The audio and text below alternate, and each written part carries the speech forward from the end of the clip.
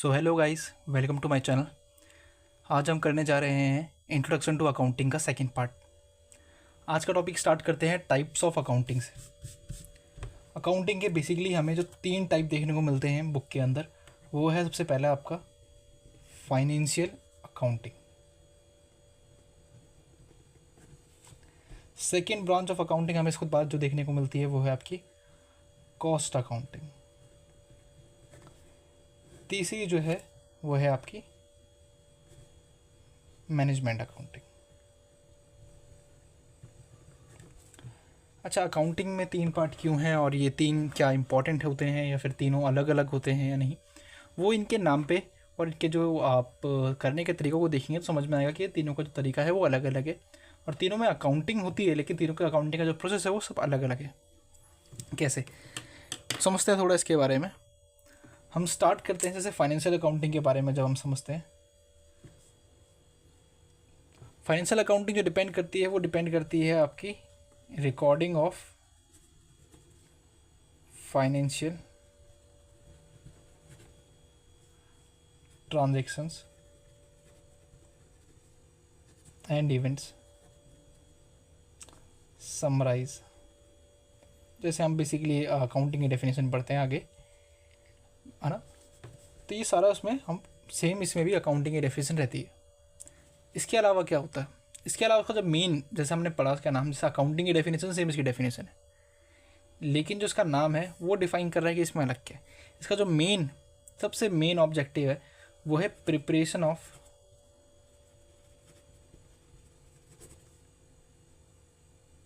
Financial statements. इसका main कार्य है फाइनेंशियल स्टेटमेंट को प्रिपेयर करना। उससे रिलेटेड जो भी अकाउंटिंग करेंगे हम वो किस में करते हैं, फाइनेंशियल अकाउंटिंग के। अब बात करते हैं कॉस्ट अकाउंटिंग की। कॉस्ट अकाउंटिंग दोस्तों मैं नीचे एक्सप्लेन कर देता हूँ। कॉस्ट अकाउंटिंग का मेन कंसर्न होता है, इसके नाम पे जैसे लिखा है, concern with ascertaining cost of products, operation units etcetera. So main जो हमने पढ़ा वो है कॉस्ट अकाउंटिंग का जो मेन पर्पस होता है वो प्रोडक्ट की कॉस्ट को असरटेन करना, उसकी ऑपरेशन यूनिट की कॉस्ट को असरटेन करना कि आपने कितनी कॉस्ट उसमें लगानी है, कितनी कॉस्ट वो लेगा, कितने कम कॉस्ट में उसे आप कर सकते हो, कितनी ज़्यादा कॉस्ट की मैक्सिमम हो सकती है।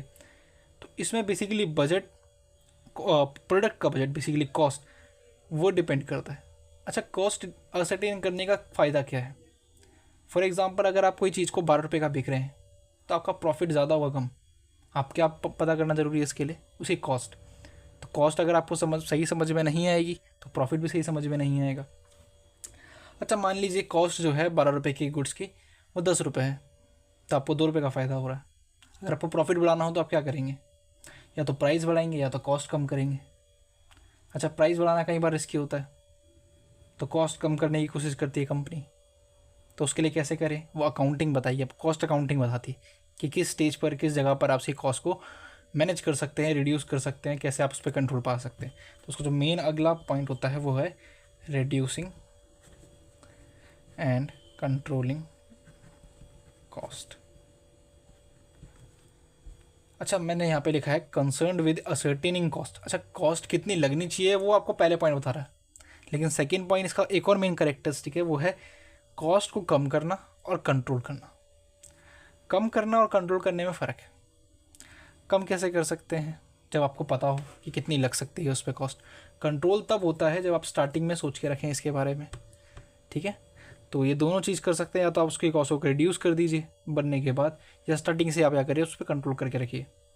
तो ये कॉस्ट अकाउंटिंग मेनली कंसर्न होती है प्रोडक्ट कॉस्ट, यूनिट कॉस्ट, है ना, डिपार्टमेंट कॉस्ट, जो भी कॉस्ट जो एक पर्टिकुलर कंपनी लेकर चल रही जिस चीज़ की पता करने के लिए, उसकी अकाउंटिंग हम कॉस्ट अकाउंटिंग में करते हैं। यहाँ पे हमने पढ़ लिया फाइनेंशियल स्टेटमेंट्स की जो भी अकाउंटिंग होती है वो फाइनेंशियल अकाउंटिंग के अंदर पढ़ते हैं। अब बात करते हैं हम मैनेजमेंट अकाउंटिंग की। अच्छा, इसका नाम भी सेम जैसे ये बता रहा है। मैनेजमेंट अकाउंटिंग डील किसे करती है। मैनेजमेंट का जो वर्ड है मैनेजमेंट, वो है चीज़ों को मैनेज करना। चीज़ें क्या होती हैं किसी फर्म के लिए, किसी भी फर्म की वेल्थ को मैनेज करना, बेसिक। किसी भी फर्म की कॉस्ट को मैनेज करना, कंपनी के प्रॉफिट को मैनेज करना, ठीक है। यहाँ पे भी आप कॉस्ट मैनेज कर रहे थे, यहाँ पे आप फाइनेंशियल स्टेटमेंट बना रहे। इसका मेनली काम होता है पैसों का मैनेज करना, प्रॉफिट के अकॉर्डिंग, कॉस्ट के अकॉर्डिंग। जितना पैसा आपके पास, आपको कितना चाहिए, कहाँ मंगवाना है, कैसे यूज़ करना, वो सारा आप किसमें पढ़ेंगे, मैनेजमेंट अकाउंटिंग। मैं समझाता हूँ आपको एक बार। ये जो मेनली कंसर्न है इसका related to the funds required, used and source, सबसे इम्पॉर्टेंट है ये इस मैनेजमेंट अकाउंटिंग के लिए, कि आप जो भी फंड्स ले रहे हैं वो आपको कितना रिक्वायर्ड है, कितना आप यूज़ करोगे, और सबसे इम्पॉर्टेंट आएगा कहाँ से। तो मैनेजमेंट अकाउंटिंग आपको बताती है कि सोर्स कहाँ से लेना है, कहाँ लगाना है, जहाँ से आपको बेटर आउटपुट मिल सके। ठीक है जी। अच्छा, इससे फ़ायदा क्या होगा, इससे आपकी कॉस्ट में और प्रॉफिट एंड लॉस में, ठीक है, इसमें आप क्या कर सकते हो, उसे मैनेज कर सकते हो।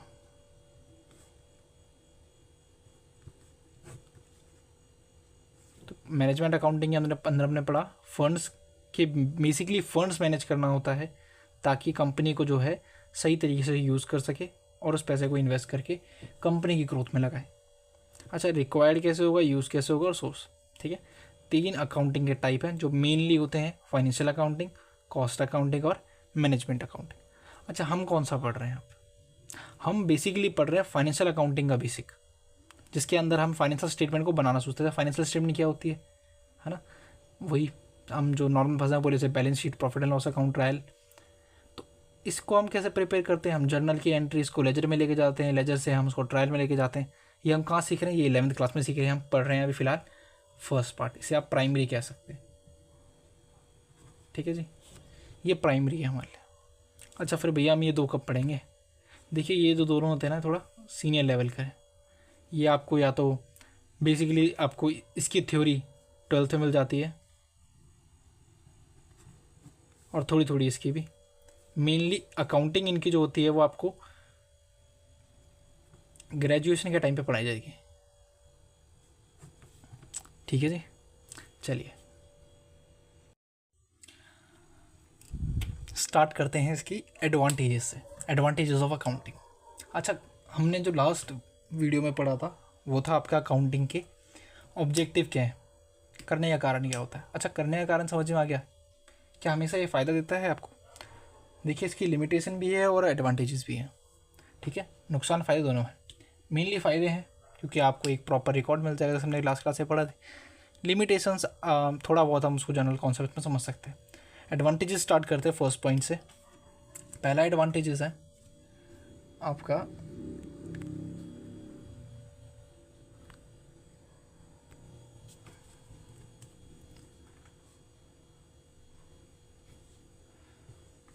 Financial information about business.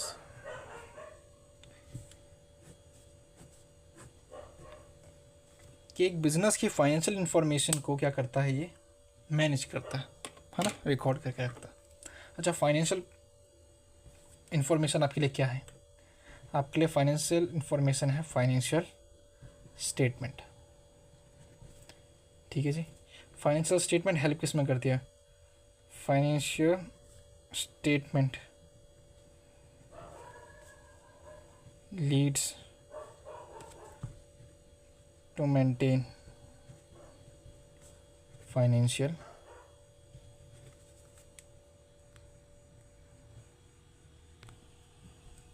Position. तो पहला फ़ायदा आपको क्या हुआ कि फाइनेंशियल इन्फॉर्मेशन जो बिजनेस की होती है उन सबको रिकॉर्ड करती है, और फाइनेंशियल स्टेटमेंट आपकी क्या हेल्प करेगी? वो आपकी फाइनेंशियल पोजीशन को मेंटेन करके रखेगी। ठीक है जी, पहला फ़ायदा तो ये समझ लिया। सेकंड बेनिफिट क्या है इसका? सेकंड बेनिफिट है आपका असिस्टेंस टू मैनेजमेंट। अच्छा, लास्ट क्लास में भी, लास्ट वीडियो के अंदर भी हमने समझा था कि ये फैसिलिटेट मैनेजमेंट लिखा होता है उसमें, तो हमने उस टाइम पे भी समझा था, सेम पॉइंट है। ठीक है, कुछ अलग नहीं है इसमें भी, असिस्टेंस और फैसिलिटेट में। तो इसमें सेम पॉइंट है जो उस टाइम पे हमने नहीं लिखे, हमने सिर्फ समझा था। तो उसके एक पॉइंट यही होते हैं कि फ़ायदा किस तरीके से कर सकता है मैनेजमेंट के लिए।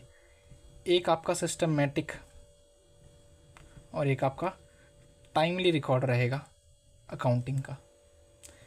फ़ायदा क्या होगा इससे आपको? फ़ायदा ये होगा कि आपको याद रहेगा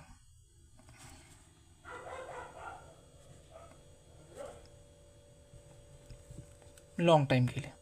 तो हमने क्या समझा मैनेजमेंट के लिए कैसे फ़ायदेमंद है? सिस्टमैटिक एंड टाइमली रिकॉर्ड, ठीक है, सिस्टमैटिक तरीके से और एक टाइमली रिकॉर्ड आपके पास रहेगा कि कोई भी एंट्री कब हुई है। दूसरा, लेंथी रिकॉर्ड को, ठीक है, याद रखने के लिए आपको एक लॉन्ग टाइम के लिए वो फैसिलिटेट कर देगा। तो मैनेजमेंट के लिए बहुत ज़्यादा हेल्पफुल है। इसके अलावा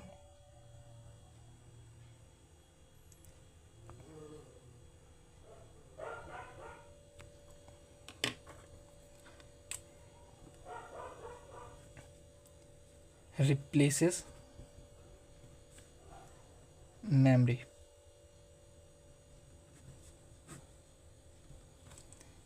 अच्छा, रिप्लेसेस मेमोरी को क्या कह सकते हैं? अकाउंटिंग में मानता हूँ accounting is a second brain for the accountant. क्यों? क्योंकि एक नॉर्मल ह्यूमन ब्रेन जितना याद रख सकता है वो तो रखेगा, पर बैकअप के लिए एक परमानेंट कोई चीज़ ख़राब ना हो और आप भूले ना, उसके लिए बहुत अच्छी चीज़ होती है आपका ये अकाउंटिंग। अच्छा, अकाउंटिंग आपको कैसे हेल्प कर सकती है रिप्लेसेस मेमोरी के अंदर? आपके पास रिकॉर्ड है, ठीक है, आपके सामने पहले पढ़ा सिस्टमेटिक रिकॉर्ड होते हैं, टाइमली रिकॉर्ड होते हैं, ठीक है, और जो भी हम समझ सकते हैं कि अकाउंटिंग में किस प्रकार के रिकॉर्ड बन सकते हैं। रिकॉर्डिंग हो जाती है, ठीक है, मैनेजमेंट हो जाती है, ठीक है, प्रोसेस में काम होता है। तो ये सब चीज़ें अगर आप रिकॉर्ड कर लेते हैं तो ये आपकी मेमोरी के एज अ रिप्लेस में काम कर सकती है, एज अ सेकेंड ब्रेन काम कर सकती है, ठीक है जी। चौथा पॉइंट सबसे इम्पोर्टेंट तो नहीं है वैसे, मतलब सारे इम्पोर्टेंट है, फर्स्ट से लेकर बुक में तो 9-10 हैं, है ना, तो वो सारे आप पढ़ सकते हैं, कुछ अलग नहीं है। फोर्थ पॉइंट है इसमें facilitate comparative study.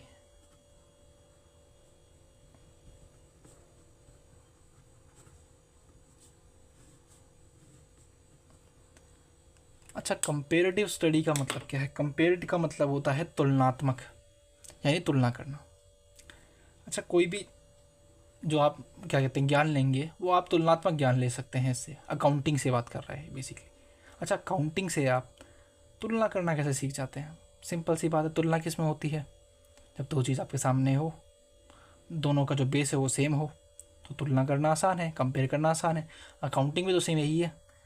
Last year आपने अकाउंटिंग की सेम प्रैक्टिस रखी होगी, बेसिस तो सेम ही रहता है अकाउंटिंग का। इस साल भी आपने सेम करी होगी, तो दोनों को आप कंपेयर कर सकते हैं ईजिली। जैसे हमने कल ही पढ़ा था, अकाउंटिंग 1 साल आपने अकाउंटिंग करी, उसमें आपने प्रॉफिट देखा 1,20,000 रुपये। इस साल ही प्रॉफिट हुआ लेकिन आया 80,000 रुपये, 40,000 रुपये का डिफरेंस आ गया। कहाँ आया फ़र्क? देखिए, अगर अकाउंटिंग ना होती तो कैसे पता चलता एक फ़र्क कहाँ पर है? तो इसमें जो है पहला पॉइंट किस चीज़ का आता है? Compare year and result with others. Others का मतलब पुरानी पिछली जो भी फाइनेंशियल स्टेटमेंट्स है उससे क्या कर सकते हैं आप? कंपेयर कर सकते हैं ईयर एंड रिजल्ट। अच्छा, ईयर एंड का मतलब जो हम क्लोज करते हैं फाइनेंशियल ईयर, उसकी जो फाइनेंशियल स्टेटमेंट की रिपोर्ट होती है उससे, है ना। इससे फ़ायदा क्या है? अच्छा, आप कंपेयर करने के फ़ायदे क्या होते हैं? अगर आप कर रहे हैं साल के बीच में या फिर साल के एंड में भी, फ़ायदा क्या है? आपको क्यों पता करना है? अगर आप एनालाइज कर रहे हैं, इंटरप्रेट कर रहे हैं अकाउंटिंग को, क्यों कर रहे हैं? ताकि फ्यूचर में वो गलती दोबारा ना हो। अगर आपको गलती पहले ही समझ में आ जाएगी तो वो गलती दोबारा होगी नहीं। तो इसका जो अगला पॉइंट है वो यही है, significant factors leads to change. ये कुछ फैक्टर्स को आप क्या कर सकते हो? चेंज कर सकते हो समय से पहले, ठीक है, कि ताकि गलती ना हो उस चीज़ में। अच्छा, इसमें एक पॉइंट और है, वो है फैसिलिटेट्स लोन्स। अच्छा, आजकल ने बहुत ही ज़्यादा इम्पॉर्टेंट एक वर्ड है जो आजकल लोन में चल रहा है। जब भी आपको लोन चाहिए होता है, ठीक है, उसमें होता है क्रेडिट स्कोर वर्ड, ठीक है, या फिर वो आपको क्रेडिबिलिटी चेक करते हैं कितनी आपकी क्रेडिबिलिटी बेहतर है या नहीं। इसका मतलब क्या होता है, ठीक है, इसका मतलब होता है कि इससे पहले आपने जितनी बार भी, चाहे वो क्रेडिट कार्ड के माध्यम से हो, छोटा मोटा लोन हो, किसी इंस्टीट्यूशनल सोर्सेज से जितनी बार भी आपने क्रेडिट लेने की कोशिश करी, उसके मुकाबले आपका परफॉर्मेंस कैसा रहा, तभी आपको बैंक जो है वो फ्यूचर में लोन देती है उसके अकॉर्डिंग। और आपकी लिमिट भी सेट जो होती है लोन की, वो भी उसी पर डिपेंड करती है। तो कहते हैं अकाउंटिंग इसमें आपकी हेल्प कर सकती है। कैसे हेल्प करेगी? पहला, अकाउंटिंग के पास है आपके रिकॉर्ड, ठीक है जी, मतलब ये आपके लिए एज अ प्रूफ हो सकती है आपकी सॉल्वेंसी का, या फिर आप कह लीजिए आपकी फाइनेंशियल करंट पोजीशन का, कि आपकी इनकम लेवल क्या है, इसका एक प्रूफ है accounting. Enables records of financial statements to make proper position of credibility. अच्छा, कल को आप जाइए बैंक के पास और आप बोलिए मैं बहुत अमीर हूँ, मुझे ज़्यादा लोन चाहिए, बैंक मान लेगा? बैंक शकल देख के मानता है क्या? नहीं, डॉक्यूमेंट्स देख के मांगता है। तो डॉक्यूमेंट्स किस चीज़ के? डॉक्यूमेंट्स आपकी होती है परफॉर्मेंस के, जैसे हमने बताया क्रेडिट स्कोर हो गया, क्रेडिबिलिटी हो गया, तो इनके आपको सर्टिफिकेट लेने होते हैं। तो ये इसके लिए आपको एक प्रूफ के तौर पर आपके लिए अकाउंटिंग का रिकॉर्ड हो सकता है, क्योंकि अकाउंटिंग में तो लिखा हुआ है ना कितना प्रॉफिट हुआ है, कितना लॉस हुआ, आपकी इनकम कितनी है, आपके एक्सपेंसेस कितने, इससे पहले आपका कोई लोन है या नहीं। फाइनेंशियल स्टेटमेंट्स में के माध्यम से आपके पास क्रेडिबिलिटी का, या फिर आप कह लीजिए आपके परफॉर्मेंस का अंदाज़ा लग जाता है। तो यहाँ पे भी आपके फ़ायदेमंद देगी लोन्स के लिए, ठीक है। अच्छा, इसमें पॉइंट्स बहुत सारे हैं, सब करवाना बहुत मुश्किल तो नहीं है, पर बुक्स में है और सारे आपको शायद याद भी ना रखने पड़े। आप 5 याद कर लीजिए बेहतर, जो आपको अच्छे से याद हो सकते हैं। 5 पॉइंट, चाहे वो एडवांटेजेस के हों, चाहे वो लिमिटेशन के हों, चाहे वो ऑब्जेक्टिव के हों, अच्छे से याद कीजिए। क्योंकि जब पेपर में आते हैं ना, वैसे आते तो नहीं हैं इनमें थ्योरी में, पर अगर कभी आते हैं, कोई पूछ भी ले, तो आपके पास ना ऐसा नहीं होना चाहिए कि आप उसको बना के लिख रहे हो। बना के लिख भी रहे हैं ना, क्या होता है कि हम बुक से तो पढ़ लेते हैं पर लैंग्वेज के नंबर कट जाते हैं, तो उस पर थोड़ा ध्यान दीजिएगा। बुक की लैंग्वेज आप थोड़ा पढ़िए साथ साथ में, क्योंकि स्कूल में नंबर नहीं मिलते उसके। चलिए, एविडेंस इन कोर्ट्स। अच्छा, कोर्ट्स में कई बार ना अपने आप को प्रूव करने के लिए, अपनी टैक्स लाइबिलिटी को प्रूव करने के लिए, या फिर आप कह लीजिए आप जो भी पेंडिंग केसेस होते हैं, है ना, कि आपने टैक्स पे नहीं किया, आपने फाइनेंशियल स्टेटमेंट सबमिट नहीं करी, तो बहुत सारी चीज़ें होती हैं जहाँ पे कोर्ट जो है बिजनेस के ऊपर, अकाउंटेंट के ऊपर, ठीक है, कई बार केस कर देता है। अब इनके लिए प्रूफ क्या है? कोर्ट में क्या प्रेजेंट करे? अकाउंटेंट को प्रेजेंट करे कि जज साहब इससे पूछ लीजिए, उसे तो ना याद होगा सब कुछ। तो फिर किस चीज़ के बिहाफ पर आप उसको एविडेंस दे सकते हैं? वो है आपकी फाइनेंशियल स्टेटमेंट, वो है आपकी अकाउंटिंग। और हाँ, फाइनेंशियल स्टेटमेंट्स हो, ठीक है, चाहे वो अकाउंटिंग हो आपकी, दे आर रिप्रेजेंटेड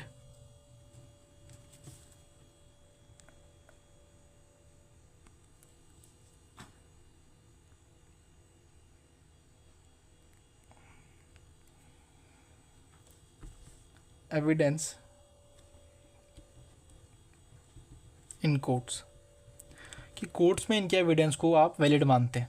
कोर्ट वाले भी अगर आप कभी कोर्ट में आपसे पूछते हैं कि आपके पास एविडेंस क्या है, तो उसमें आपके लिए अकाउंटिंग और आपकी फाइनेंशियल स्टेटमेंट काफ़ी है आपको प्रूव करने के लिए। तो यहाँ पे भी एक बहुत बड़ा फ़ायदा है कि जब आप अकाउंट मेंटेन करते हैं, अपनी बुक्स ऑफ अकाउंट्स को आप मेंटेन करते हैं। चलिए, इसके अलावा बहुत सारे पॉइंट्स हैं बुक के अंदर, जैसे आपका इंसॉल्वेंसी हो गया, ठीक है। इंसॉल्वेंसी जैसे होता है ना, आपका 2 टाइप की सिचुएशन होती है, सॉल्वेंट, इंसॉल्वेंट, समझाएंगे इसके बारे में। आपने एक बहुत फेमस वर्ड सुना होगा, दिवालिया हो जाना, ठीक है। दिवालिया का मतलब होता है बेसिकली एक वो सिचुएशन जहाँ पे जो इंसान है अपनी लाइबिलिटी को वो रीपे करने के लिए, मतलब वो रीपे करने लायक नहीं होता। इन सिंपल वर्ड, इंसॉल्वेंट का, इंसॉल्वेंसी वो सिचुएशन है और जो पर्सन है वो बेसिकली इंसॉल्वेंट है, ठीक है। अच्छा, आपको अगर इंसॉल्वेंसी प्रूव करनी होती है तो आपको कोर्ट से कागज़ लेने पड़ते हैं। कोर्ट आपको कैसे बताएगा कि आप इंसॉल्वेंट है? आपकी बुक्स देखेगा, आपके अकाउंट मेंटेन देखेगा, पैसे बहुत सारे हैं आपके पास हैं, और आप बोल रहे हो मैं इंसॉल्वेंट हूँ, मैं लोन नहीं दे सकता, तो कैसे मानेगा कोर्ट? क्योंकि आपकी अकाउंटिंग में दिख रहा है। तो अकाउंटिंग यहाँ पे भी आपके लिए एक एविडेंस का काम करती है। इसके अलावा टैक्स लाइबिलिटी कितनी है, किसको देनी है, उसके लिए मेंटेन हो जाते हैं अकाउंट। इसके अलावा डिसीज़न मेकिंग करनी होती है फर्म के अंदर, वहाँ काम आ जाते हैं। ऐसे बहुत सारे आपके एडवांटेजेस है जो आप पढ़ सकते हैं। ये बेसिकली 7 थे। पहला आपका इन्फॉर्मेशन अबाउट बिजनेस, मैनेजमेंट की assistance, memory replace memory, comparative study, facilitate loan, evidence in courts, और ये सातवें पॉइंट के अंदर ये 3 आ गए, और भी वैसे बहुत सारे हैं, तो इन्हें आप एक बार पढ़ सकते हैं। अब बात करते हैं इसकी लिमिटेशंस पर। लिमिटेशंस ऑफ अकाउंटिंग में पहला जो पॉइंट आता है वो है आपका accounting is not fully exact. अच्छा, ये क्वेश्चन बहुत नॉर्मल है कि भैया जब अकाउंटिंग इतने फ़ायदेमंद है, अकाउंटिंग के इतने फ़ायदे हैं, हर कंपनी करती है, तो उसकी लिमिटेशन कैसे हो सकती है, इसके लिए अपोज कैसे हो सकता है, इसके नुकसान कैसे हो सकते हैं? देखिए, हर चीज़ के फ़ायदे नुकसान होते हैं, अकाउंटिंग का भी है। वो किस सेंस में है? तो पहला पॉइंट तो आपको समझाते हैं। Accounting is not a fully exact. आप जो भी अकाउंटिंग करते हैं एज एन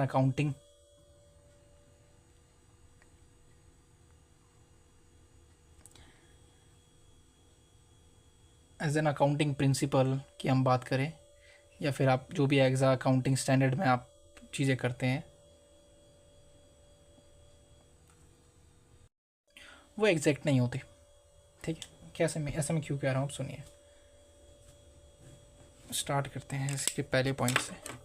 पहला कारण, इसका सबसे बड़ा कारण जो है, जो अभी आपको समय आने पर समझ में आएगा, आपके जो चैप्टर आएगा, कि अकाउंटिंग जो है ना, हमने अभी कल ही पढ़ा था अकाउंटिंग द साइंस और आर्ट्स के अंदर, अकाउंटिंग डिपेंड करती है प्रिंसिपल और कॉन्सेप्ट पर। ठीक है, accounting basis on some concepts and estimates. अच्छा, कुछ कॉन्सेप्ट्स पे और ये एस्टिमेट्स पे काम करती है। अच्छा, कॉन्सेप्ट और एस्टिमेट्स का मतलब क्या है कि हमें मान के चल सकते हैं। एस्टिमेट का मतलब था मानना, हो सकता है। ठीक है, जैसे एक बहुत फेमस, मैं इसका एक आपको एग्जांपल देता हूँ। ठीक है, एक बहुत फेमस हमारे पास कॉन्सेप्ट है, नाम है गोइंग कंसर्न कॉन्सेप्ट।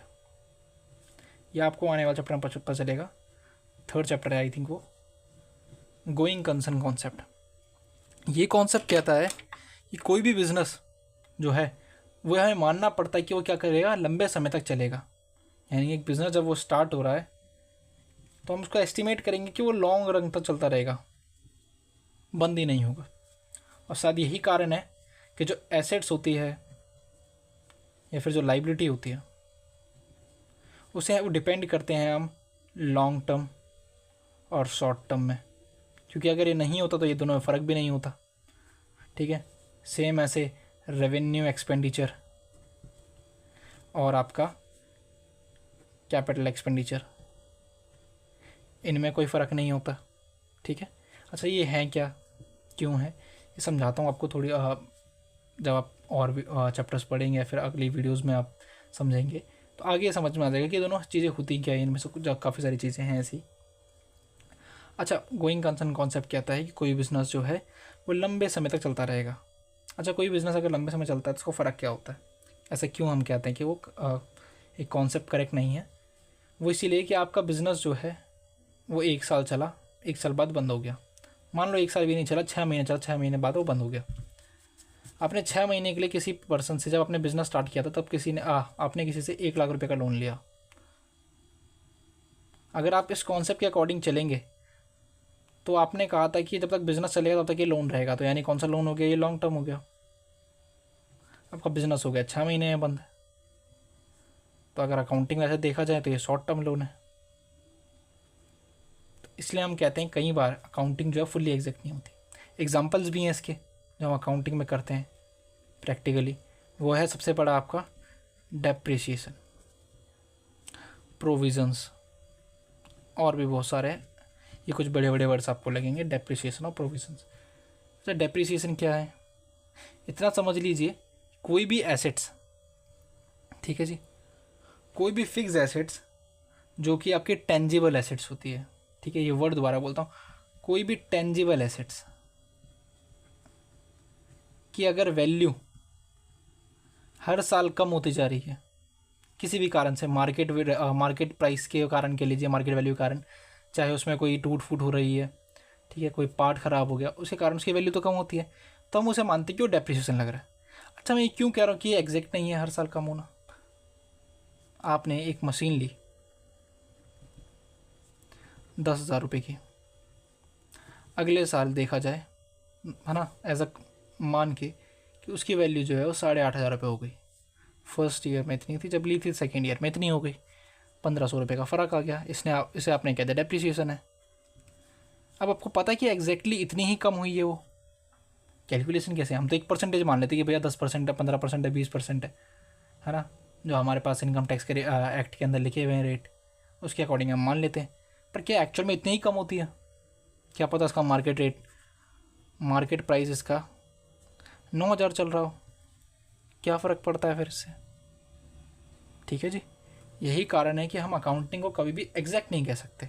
हम 1,500 भले ही माइनस कर रहे हैं, और ये चलो सही भी कह सकते हैं कि हम हर साल वैल्यू कम ही होती है, कोई चीज़ की बढ़ेगी तो है नहीं, है ना। लैंड को छोड़कर, लैंड में ये चीज़ काम नहीं आती, तो हम मेनली एसेट्स में तो हम ये मानते ही हैं कि भैया हर साल वो कम हो रही है, लेकिन एग्जैक्टली इतनी ही कम हो रही है हमें तो ना पता है। तो ये हमारे को क्या कहता है, ये एग्जैक्ट नहीं होता, इसलिए accounting is not a fully exact. Same as provisions की आपको अपने किसी चीज़ के लिए पहले से पैसा इकट्ठा करके रखे थे ताकि कोई फ्यूचर में नुकसान होगा तो उसमें से आप यूज़ कर सकते हैं। आपको क्या पता कितना ही खर्चा होगा आगे चल के भी। तो ये दो वर्ड्स उस पर डिपेंड करते हैं ताकि वो इस चीज़ को सेटिस्फाई कर सकें। सेकंड है इसके अंदर आपका अनरियलिस्टिक इन्फॉर्मेशन।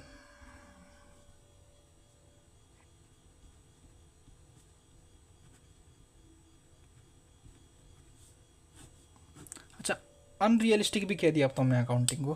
पहले मैं तो कहा था कि एग्जैक्ट नहीं है, अब अनरियलिस्टिक है। अच्छा, अनरियलिस्टिक क्यों है? आपने अपने घर में कोई भी चीज़ जब आप ख़रीदते हैं, फॉर एग्ज़ाम्पल आपने कोई इन्वेस्टमेंट परचेज़ करी, शेयर्स परचेज़ करे या फिर ज्वेलरी परचेज़ करी, तो उसकी हर साल तो वैल्यू बढ़ती होगी ना। मान लीजिए शेयर्स में नहीं बढ़, चलो शेयर्स में मान लिया, ज्वेलरी की रेट बढ़ते होंगे घटते होंगे, फ्लक्चुएशन तो होती है हर चीज़ के अंदर, है ना, हर चीज़ के मार्केट रेट जो है वो बढ़ते घटते रहते हैं। लेकिन अकाउंटिंग के अंदर ऐसा कर सकते हैं क्या आप? मतलब एक साल आपने 10,000 रुपये की एंट्री चला दी फिक्स एसेट्स के अंदर, अगले साल उसकी मार्केट प्राइस निकला 8,000 रुपये, तो अगले साल आप 8,000 रुपये लिख लोगे, 2,000 रुपये का रिफंड तो वैसे ही आ गया आपका। अच्छा, डिफरेंस फिर कहाँ जाएगा जी? प्रॉफिट एंड लॉस में जाएगा? जाएगा भी नहीं जाएगा, ये भी तो सोचना है। तो भैया बता दूं कि जो मार्केट प्राइस में फ्लक्चुएशंस होती है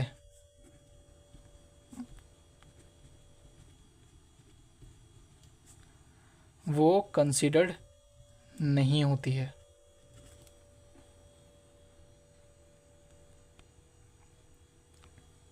ऐसा क्यों कह रहा हूँ मैं? क्योंकि भैया अकाउंटिंग डिपेंड करती है एक कॉस्ट पे, हमने जैसे पढ़ा ना कॉन्सेप्ट के अंदर, सॉरी कॉन्सेप्ट पे जो ऊपर हमने पढ़ा था, इसमें एक और कॉन्सेप्ट होता है हिस्टोरिकल कॉस्ट कॉन्सेप्ट, इस पे डिपेंड करती है। इसका मतलब क्या है कि भैया कोई भी अकाउंटिंग जो भी ट्रांजेक्शन या फिर कह लीजिए एसेट्स हो गया, उसकी जो वैल्यू होगी वो आप उस डेट पर लेके जाओगे जिस दिन वो हुई है। For example a machinery of ₹10,000 purchased on 2012, तो 2012 में 10,000 रुपये की जो मशीनरी है वो 2024 में भी आपके लिए 10,000 रुपये होगी एक्सक्लूडिंग डेप्रिसिएशन। इसको अगर हटा दे तो इसकी वैल्यू अब भी 10,000 रुपये रहेगी, क्योंकि अकाउंटिंग जो है वो हर साल मार्केट प्राइसेस के बढ़ने घटने को कंसिडर नहीं कर सकता। क्योंकि अगर ऐसा करेगा तो अकाउंट में फ्लक्चुएशंस होगी आपके स्टेटमेंट्स के अंदर, और ऐसे करने से आपको फिर मेंटेन नहीं कर पाओगे आप रिकॉर्ड सही तरीके से, तो यहाँ फिर फंस जाओगे आप। ठीक है, तो यहाँ ये हो गया, इस चीज़ के ऊपर बात हमने कर ली। तो कई बार इसमें ऐसी भी चीज़ें हो जाती हैं।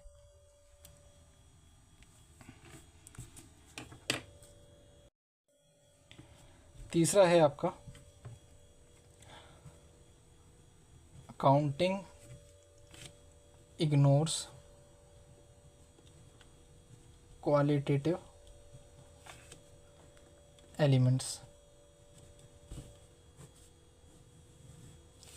कि अकाउंटिंग जो है वो क्वालिटी को इग्नोर करता है। देखिए ये बात तो आपको भी पता है, हमने चैप्टर के स्टार्टिंग में बताई थी कि अकाउंटिंग जो हम कर रहे हैं वो मॉनेटरी बेस पे कर रहे हैं,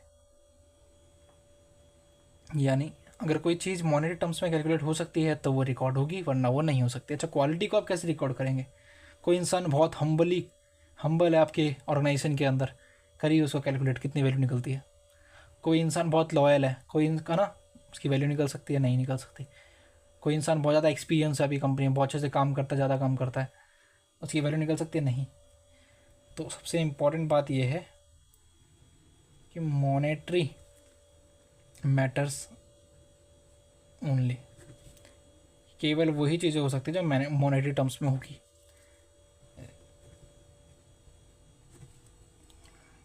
quality of management, public relation,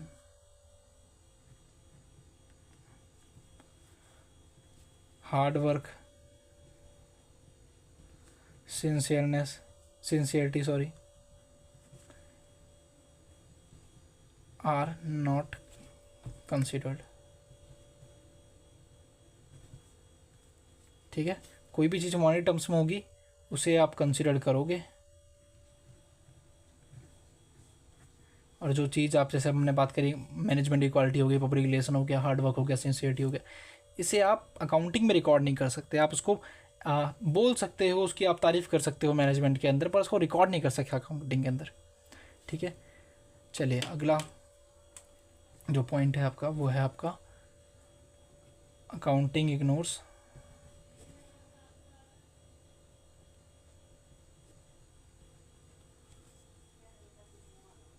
the effect of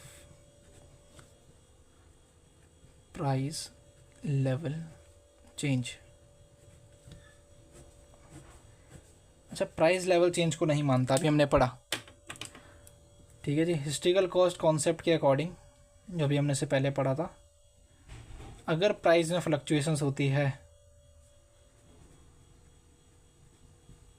तो वो रिकॉर्ड नहीं होगी। वो किस डेट पर होगी? जिस डेट पर वो अकर हुई है या फिर प्रेजेंट हुई थी, उस डेट पे आप उसका रिकॉर्ड करोगे। ठीक है जी, उसी प्राइस पे करोगे। इसके अलावा अगर उस पर फ्लक्चुएशन होगी तो उसको आप नहीं मानोगे। अच्छा, फिर जब हम सेल या फिर जब हम सेल करते हैं किसी सामान को, जैसे हमने एक कार को सेल कर दिया, 10,000 में ख़रीदा था, 6,000 में बेच दिया 2-3 साल बाद, तब क्या करते हैं? तब बहुत सिंपल टर्म होता है, 10,000 ये खरीदी थी, माइनस कर दिया उसमें डेप्रीसिएशन, मान लीजिए उसका रेट निकलता है 2 साल बाद 7,000 रुपये, आपने बेच दिया 6 के अंदर, तो 1,000 रुपये वो घाटा हो गया। यानी एक्चुअल में हम मान इसी चीज़ को रहे हैं, डेप्रीसिएशन तो हर साल लगना वो अलग बात है, वो भी तो इसी रेट पर लगता है, इसी चीज़ पर लग रहा है, लग तो उसी मशीनरी पर है। हमारे लिए मशीनरी की वैल्यू डिपेंड करती है, जो उसकी ओरिजिनल वैल्यू होती है कॉस्ट की, वो डिपेंड करती है कि जिस दिन पे वो खरीदी गई थी, जिस दिन वो प्रेजेंट हुई थी। ठीक है जी, चलिए सबसे लास्ट इसका जो है डिसएडवांटेजेस कह लीजिए, लिमिटेशन कह लीजिए, वो बहुत बड़ा है और वो बहुत नॉर्मल है, देखने को मिलता है, वो है आपका विंडो ड्रेसिंग। विंडो ड्रेसिंग का मतलब क्या है? जैसे हम कहते हैं ना, पर्दा ढक देना किसी चीज़ के ऊपर, है ना, गलती के ऊपर पर्दा ढक देना, सेम वही होती है अकाउंटिंग के अंदर भी। अच्छा, इसको हम क्या कह सकते हैं एक लैंग्वेज के अंदर? हम इसे कह सकते हैं मैनिपुलेशन। ठीक है, मैनिपुलेशन का मतलब तोड़ मरोड़ के अपने अकॉर्डिंग चीज़ों को रिप्रेजेंट करना, अपने अकॉर्डिंग चीज़ों को दिखाना या फिर छुपा देना, इन सिंपल वर्ड। तो ऐसा अकाउंटिंग में बहुत बार होता है। अकाउंटिंग के अंदर मैनिपुलेशन होती है अकाउंटिंग की, कई बार कंपनीज करती हैं, कई बार क्यों करती है? ताकि showing better financial statement to attract investors, public, ठीक है जी, एटसेट्रा। कंपनी ऐसा इसलिए करती है ताकि वो क्या कर सके, अपने इन्वेस्टर्स को, जनरल पब्लिक को क्या कर सके, अट्रैक्ट कर सके। और ऐसा पहली बार नहीं होता, ऐसा बहुत बार होता रहता है। कंपनी बीच बीच में से फ्लक्चुएट करती से भी अपने अकॉर्डिंग मैनिपुलेट करती रहती है जैसे एक कंपनी है, पहले साल उसने दिखाया हमें लॉस हो गया, लेकिन नेक्स्ट ईयर उसे लगा कि उसे इन्वेस्टर थे, उसने अपनी फाइनेंशियल स्टेटमेंट को मॉडिफाई कर दिया और ये दिखाया कि इस साल फ़ायदा हो गया, ताकि इन्वेस्टमेंट ज़्यादा से ज़्यादा इन्वेस्टमेंट लेकर आए अपने पैसे बढ़ाने के लालच में।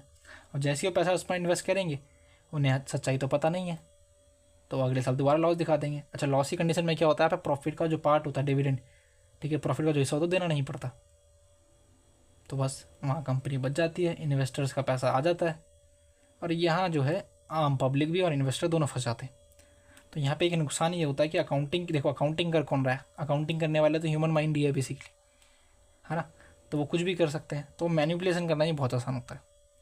तो यहाँ पे आज हमने समझा अकाउंटिंग के आज टाइप कितने होते हैं, अकाउंटिंग के एडवांटेजेस कितने होते हैं, और अकाउंटिंग की लिमिटेशन क्या क्या है। वीडियो पसंद आए तो लाइक, सब्सक्राइब और शेयर ज़रूर कर देना, ताकि चैनल ग्रो कर सके। Okay, bye.